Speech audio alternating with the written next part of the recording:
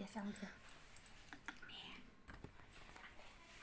Well, after we first brought this topic out in the open, most of the emails that we received were from people who thought that we should have included an atheist in our discussion. So now we're going to turn to one of the world's most prominent atheists. Richard Dawkins is an Oxford University professor whose bestseller sparked worldwide controversy. The God Delusion argues that belief in God is not only irrational, but it can be deadly. Paula spoke with him just a couple of days ago. Why are you an atheist? Why don't you believe in Thor? Why don't you believe in Zeus? Nobody believes in most of the things that you could believe in. You're an atheist with respect to the flying spaghetti monster. I'm an atheist with respect to the Judeo-Christian God because there is not a shred of evidence in favor of the Judeo-Christian God or indeed any other God. It strikes me that the atheist message is particularly threatening to some Christians because they believe in some way you're trying to compromise their ability to have this stuff out there on the public stage. Is there any public role, as far as you're concerned, for religion? I think people should be free to believe whatever they like, to write whatever they like, to say whatever they like within reason. But the problem is that religious people, I think especially in America and also in the Islamic world, are in the habit of getting it all their own way and are remarkably intolerant of atheists. But why do you think they're so remarkably intolerant of atheists? Well, I think there's a sort of historic misunderstanding of what atheism is. For some reason, people have been brought up to believe that atheists have two horns and a tail. I mean, there are figures that show that atheists are the most mistrusted group in America, which is pretty astonishing considering, as I say, the innocuousness of what they actually are. They're just people who hold a different belief system. Certainly you have encountered people, though, who are intimidated by your message, and that in some way it puts perhaps their own faith in doubt? Well, why would anybody be intimidated by mere words? I mean, neither I nor any other atheist that I know ever threatens violence. We never threaten to fly planes into skyscrapers. We never threaten suicide bombs. We're very gentle people. All we do is use words to talk about things like the cosmos, the origin of the universe, evolution, the origin of life. What's there to be frightened of in just an opinion? Final question. How would you characterize the overarching public reaction to atheism? Misunderstanding and really missing an awful lot of what's valuable, because if you're an atheist, you know, you believe this is the only life you're going to get. It's a precious life. It's a beautiful life.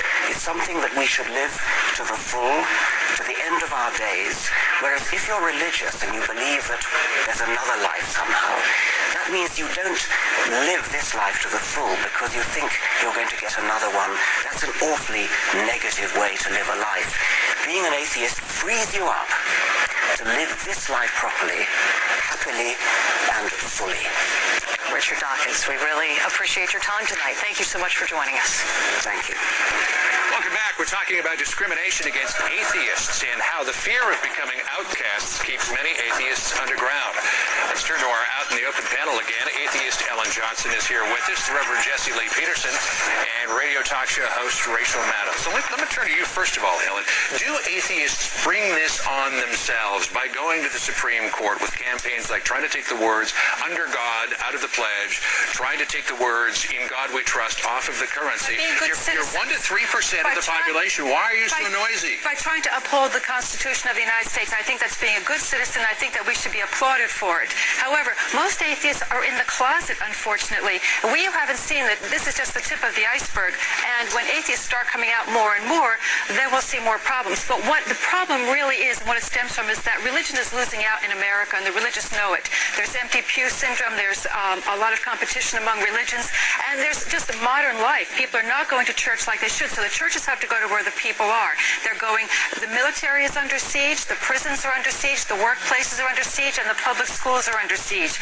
And the religious are getting very angry, and they're fighting back. And when they see an atheist who tries to uphold the Constitution and challenge them when they break the law, then there are all kinds of problems. And mind you, they also go after religious people. In Pontotoc, Mississippi, when a Christian woman said that organized prayers in that school, the public school systems there, were wrong, and she challenged it, they went after her with a vengeance. Right. Bishop John Shelby Spong received 15 death threats because of his liberal views. So it's not just Reverend atheists. Pearson, you're losing out? Is that No, you're discriminating against these people? Atheists are hypocrites.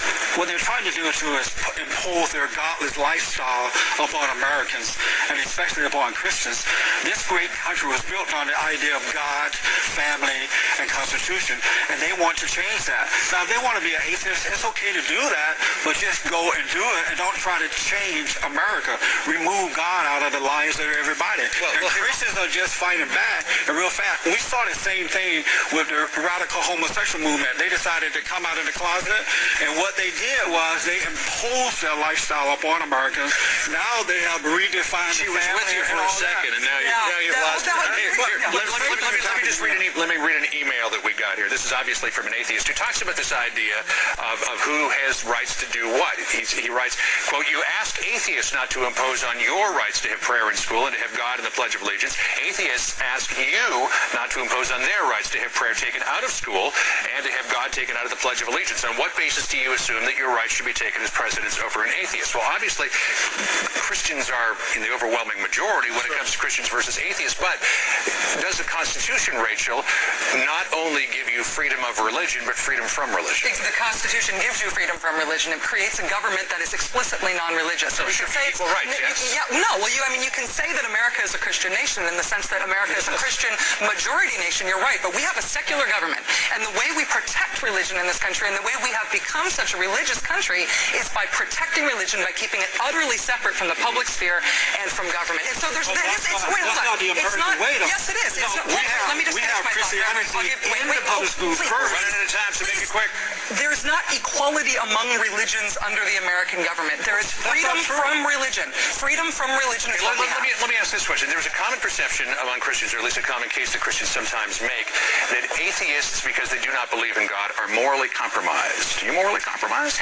No, that's just bigotry. They know who atheists are. I have to respectfully disagree with Mr. Dawkins, Professor Dawkins. The theists know very well who we are, and they're not misinterpreting us or misunderstanding us. That's just bigotry. And in order to make religious people feel better, they have to say lies. Where do you get your morals from? Christians get their morals from God, from the Bible, from God. Where do you get yours from? It's not about where we get our ethics from. Where do you get them That's from? not It's a the- question. right? No. That is a question. But it's Where do you get them the from? idea that we don't have ethics is not borne out. No one sees that. We're not the ones that are, abusing children. Professionally religious people. Are you saying aren't Christians any more are abusing ethics. I've got to call a timeout here, folks. An Oklahoma state legislator is coming under criticism for a speech in which she says homosexuals are destroying the United States and are more dangerous than terrorists. Republican State Representative Sally Kern was addressing a small audience when she was secretly recorded. Studies show that no society that has totally embraced homosexuality has lasted more than, a few decades. So it's the death knell in this country. I honestly think it's the biggest threat, even our nation has, even more so than terrorism or Islam, which I think is a big threat. If you've got cancer or something in your toe, you say, I'm just going to forget about it because the rest of it's fine.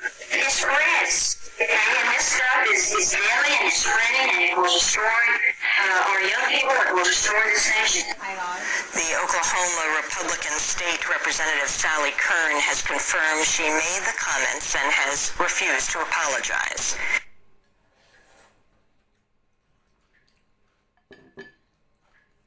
Xuân ơi, này hỏi Sâu. Xuân.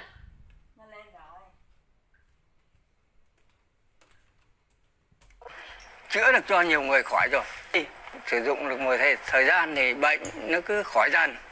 Hiện tại bây giờ là khỏi đến 90% rồi. Chỉ sợ những người mà không uống thuốc của nhà cô thôi. Uống là khỏi 100%. Một tháng là khỏi đã khỏi là khỏi dứt điểm. Thì bây giờ là không tái phát lại được đấy. Không. Bài thuốc của nhà cô là bản thân cô là cô chữa đây hơn 40 năm rồi. Mà chưa nghe bệnh nhân nào bảo là không khỏi. Cô còn